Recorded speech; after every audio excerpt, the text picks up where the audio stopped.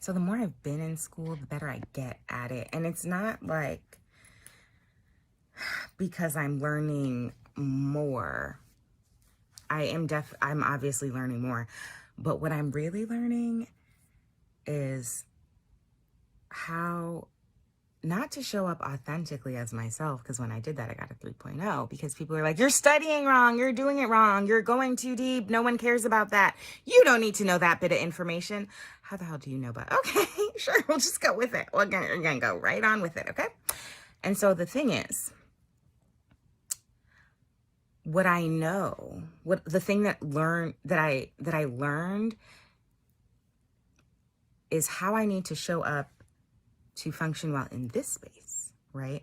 Now, it turned out the answer was always, always, always, always, only and always, always. Did you get the always? It was only always in me. I know, it's amazing. So here's the thing, because first semester 3.0, second semester, I think a 3.3. It was a 3 sign. Well, that's the only option. But in my third semester, I got a 4.0. So each semester, because here was my problem. My first semester, I'm not doing this with y'all. I've told this story before, so I'm just gonna cut it here, okay? But I focused on myself less first semester, and each semester that I academically did so much better, and not only academically, but because I practiced exponentially more in my self-care. That was my focus, and I made school fit around my self-care. I did not make, my first semester, I made self-care fit around school, and it was tragic. It was actually tragic and grossly unhealthy. Don't do that. Do not do that. Okay. So now, because this semester's been just so like, you know what I mean? Because that professor quit after the class, and it just went grossly downhill from there. She quit teaching that one class just to work there, just the one. Abdicated her responsibilities. I said, there's no way in hell I'm ever going to live like this. I'm never going to be so uncomfortable, her word, not mine, that I don't allow myself growth, that I just flee from discomfort. I've decided there's no way in hell. And I do mean there's no way in the pit of hell that I would ever do that. Because I saw what it looked like. I saw the impact. I saw the privilege. I saw the entitlement. No, it's a hell no. It is absolutely the F not for me. Okay. And so because then I realized, girl, you gotta shift more, shift back, refocus, go back to home. Home base for me is self-care, because my self-care is quite literally predicated on my health. And how do we define health? Mind, body, and spirit. Mind, body, and spirit. That's how I really prefer to do the finger counts. Okay. So because of that, because of all that I know to be true, I realized that I had quite literally betrayed myself without knowing it, though. It's like I just thought, surely people can be nicer. Boom. Surely they must. Boom. Like the fucking abuse. I'm not even gonna say abuse. The trauma. You know, because I'm an empath, and so I think surely people can be this dense. Surely people that can be this ignorant. And it's like, girl, they can and they are. Like this is quite literally what happened. So every time I extended grace, here's the problem. I extended grace to people who did not deserve it.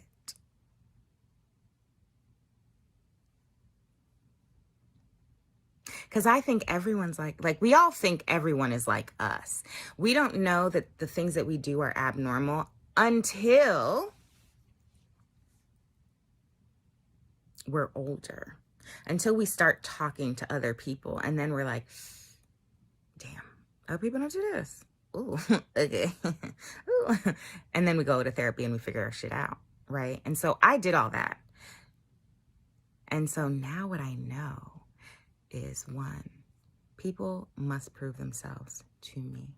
And I say prove, but I just need to know that you're worth something before I give you all of my things. Because I am a giver through and through. Not anymore, like a little bit. So what does that mean? For me personally, it means I am no longer idolizing this little raggedy grad program. I don't care that it's the #2 program in the country. I'm gonna tell you right now, I've seen a lot of things in this program and nothing. Few things, okay? Few things seem real like top tier. So no longer will I idolize the program, quite literally put it on a pedestal and say, it's so important. I have to do everything to stay here, even if everything includes going against everything that I know to be true. So because health is mind, body, and spirit, that's why my morning routine is 3 hours long. That's because I'm attending to each of those areas. I'm working out physically. That's the body part. The spirit part, I'm also working out. That's part of it. But I'm praying. I'm doing my devotional. I am talking to God. We are having conversation. I am meditating. I am doing wonderful, amazing things in this time. And the mind is just like bringing myself. It's quite literally renewing my mind every day. That's the mind part that I didn't realize until this moment. And so, because of all of those things, I know that I am in I know that, like, without even fully recognizing it, like, I woke up one day and I was like, dang, this is hard. So guess what I'm gonna do about it? Take the next semester off. Yeah. And guess what? It was not a conversation that I had with people. It was more like, I thought about it, I prayed about it. This is what I'm gonna do. And you know why I didn't need to ask anyone for their permission, or why I didn't need to talk about it or really question it with anyone? It's because I talked to God about it, and that's the only being that matters. My entire life, and I genuinely mean this, sits on a foundation of what does God say about me? That's what I built my confidence on. I quite literally built my confidence on the word of God. So what does it say about me? What does he say about me? Not because it was, what do other people say about me? I don't care what other people say. Other people are also traumatized. They're also unhealed from all of their trauma. Hurt people. So whether they recognize that to be true or not, if you have unhealed traumas, which most people do, because most people compartmentalize and say, I'm over it, and y'all ignore it. Ignoring it is not the same as acknowledging it and working through the hurts, okay? And so because I'm not going to do that's what the professor did. And so because I know there's no way in the pit of hell that I'm ever going to do that, I'm taking a step back and I'm honoring myself. I'm honoring God. And I'm saying, okay, I idolize school. You also told me don't create an idol out of anything, but I did. And here I is. I'm going to take a step all the way back. So far back, actually, it's not going to be at school. Like literally, I'm taking a break from school to focus on my health. And that's it. My health and wellness, my entire holistic health and wellness.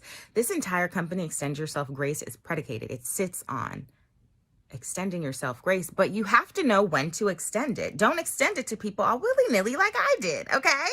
That's where you get effed up. Don't do that. Don't be like that. Be better than me. Don't be like me. Be better than me. So what does that mean? That means I get to take next semester off and do all that I know that I need to do. So it is with great enthusiasm that I end this semester. And not even well, I'm just ending it as best as I can right now. Don't care. A's, don't care. But I do know that it's ending. I get to choose. I am in the driver's seat this semester in a way that I was not in my first semester. This semester, well, let me start with my first semester. First semester, when I was big and healthy because I was only doing school and only focusing on school. At the end of the semester, I got in quite literally 3 of my classes. I was right on the brink of an A. You need an 89.50 in my program to get an A. And I got an 89.3 something, an 89.4 something, and I think an 89.0 something. Do you know how painful that is when you work all semester long and it comes down to the last little drop? But it's not really coming down to the last little drop, right? No, you had all semester to get the A, and now you didn't, right? But now I'm in a place where I get to decide how I want to end the semester. Do I want an A or do I want a B? Because I work my ass off. This is what I've learned. Pro tip.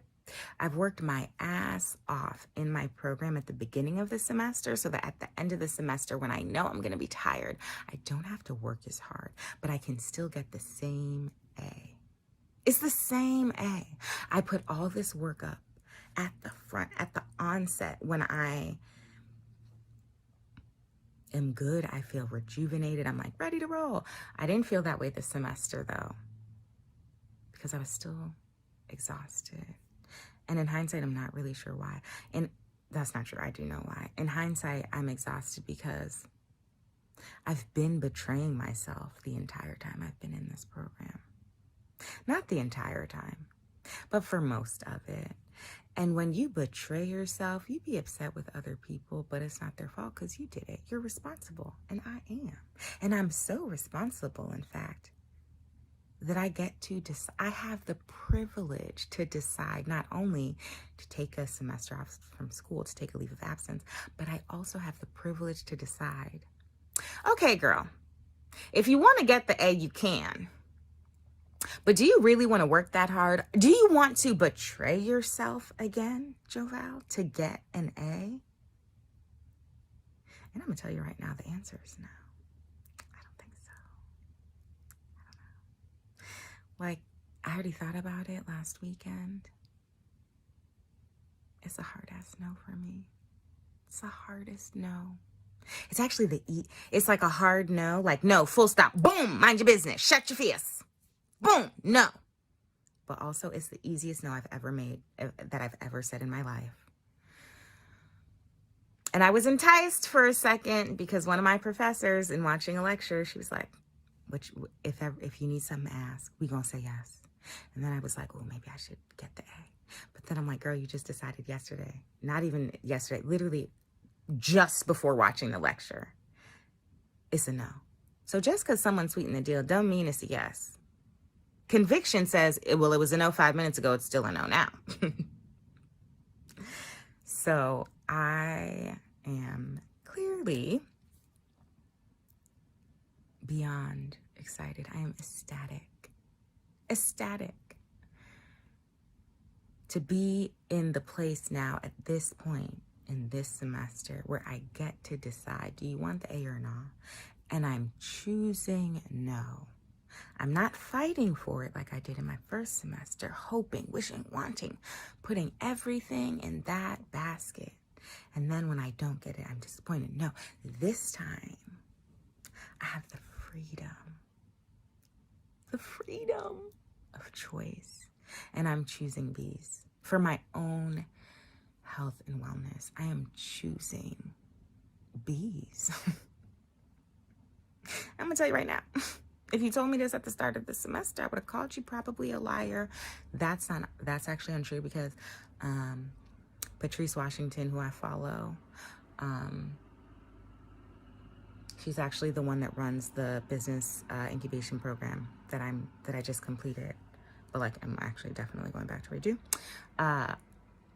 She was like, listen, y'all, she's working on her MBA. She's like, listen, this is literally like 3 weeks into the semester, maybe 4. She's working on her MBA, and she said something that I needed to hear. She said, I got a lot going on this semester. I don't need A's. I already got the A's. I know I can get the A's. Don't care. I'm gonna just go ahead and get a C in this class because the way that life be lifing, it literally doesn't matter. So I choose also to live in that space of, you are absolutely correct, I get to decide. And so because my overall GPA is now a 3.3, because I've literally done the work, and because you just need to maintain above a 3.0, I get to choose what's most important. And I am always only ever going to choose me with intention. It was unintentionally that I chose the program, but with intention, I'm going to choose me. So I was talking with a friend about this this morning, and she said something to me that's really important. She said a couple things. She said, we've been living for so long without boundaries that it's just like so refreshing to see you like enforcing them. Like you are choosing where the boundary is. And then this other thing, it's true, because I'm like, She goes, yeah, we've been hearing so much about boundaries. We've been seeing. And I'm like, you onto something, sis. You're right. Yeah, that is true. And that's the reason why she's so right that I feel like I've been bombarded with information about boundaries. And I'm like, why is everybody living parallel lives? And it's like, because we all lived without them for so long, especially in the pandemic. Where does home begin and school end?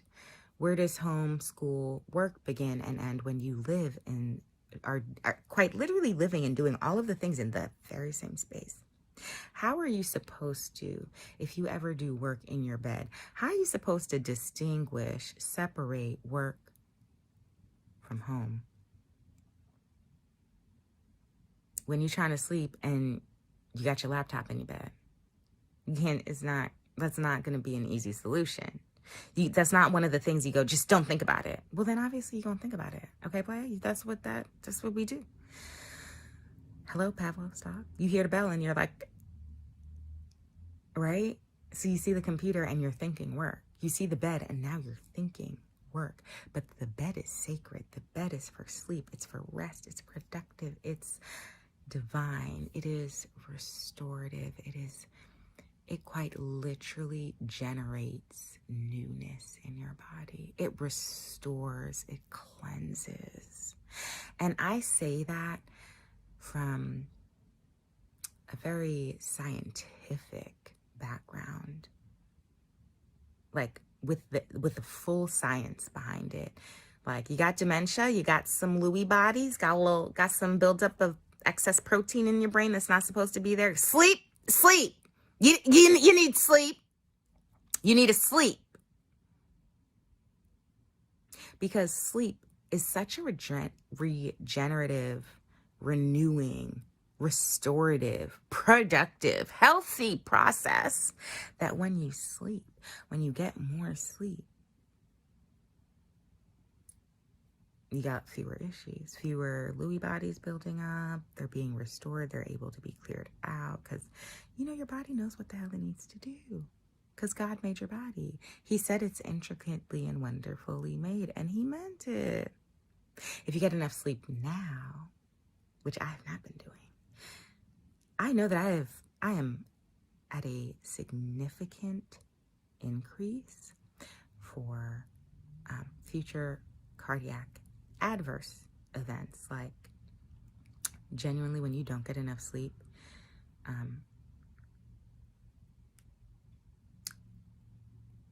because your sleep is restoring your entire body, but specifically your heart, because sleep is restoring your heart and all of these things, when you don't sleep for 6 hours, or when you sleep for like a max of 6 hours, or you have like really inconsistent sleep, science tells us, medical science, nursing science, all the sciences tell us that years down the road, you're going to have a cardiac event that quite literally can be avoided if you got 7 or more hours of sleep, ideally 8 or more.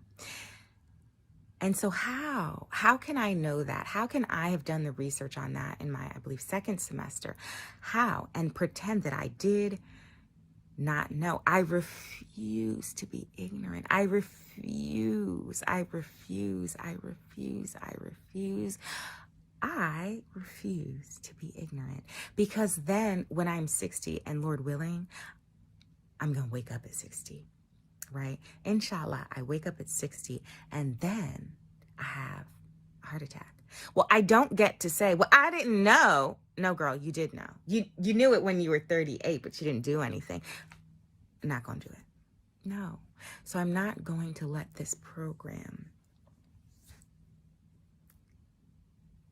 take this away from me. I refuse. I refuse to actually not only take it away, but quite literally stress me out in the present.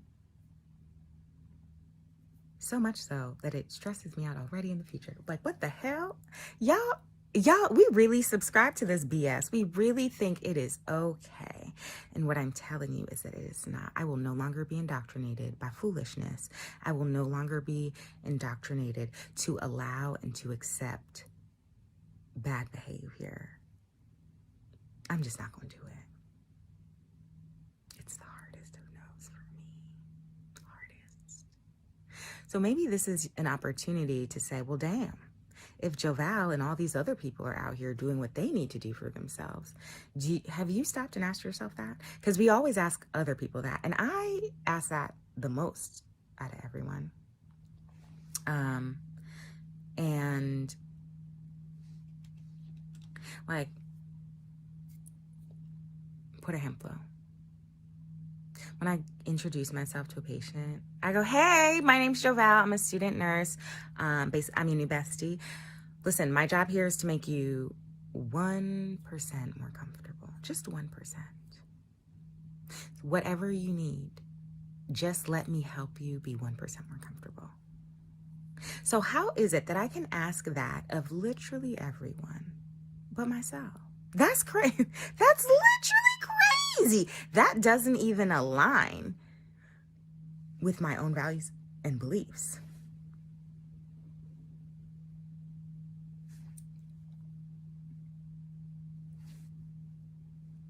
It doesn't. And so instead of continuing to betray myself in that way, listen, a self-betrayal is a self-betrayal, whether you knew it or not. Still the same. You know what I mean? So because of that, I get to choose. We all have the choice, but we have to check in with ourselves the same way we check in with our partners, with our friends. We have to check in with ourselves. We are deserving of at least that. So when you check in, when you ask yourself, how can I make myself 1% more comfortable? And when you have the answer, here's the thing. You then have to ask, am I going to do it? Am I going to take the risk? And the answer I hope, I pray, I wish and want for you that it's yes, that you know you are worth it. But if you don't, just hold on to that answer. Don't surrender it. Don't relinquish it. Don't release it. Just hold on to it, because the time will come eventually, I hope, I imagine. At least it did for me. So I hope that the same will be true for you. You have to allow it to be true for you, though. And so I hope that because you see me doing this, and let me tell y'all, I don't know what's going to happen this semester that I'm off and not working and have, I will be working, whatever, more on that later. I don't have a lump sum of monies being dropped into my account in January, because I'm not going to be there. I'm not going to be in school, so they're not going to give me money to live off of. So now I'm in this really interesting place of, oh, dang. I get to walk into something that I know is for me. And not only that, I got to say, oh Lord, okay, I know what we're going to do in this space. I don't know how this going to work out, but I know it's going to be good. I know it's going to be better than good. I know it's going to be so amazing, because your ways are just like, I thought I was onto something. Like, I really think I be doing stuff. But like, God is like, girl, you ain't seen nothing yet. And I'm like, you right. So I'm waiting. I'm waiting with much anticipation, much hope, much joy, much clarity, much purpose. And actually, to be completely honest, I am so incredibly eager. I'm so incredibly eager that I get to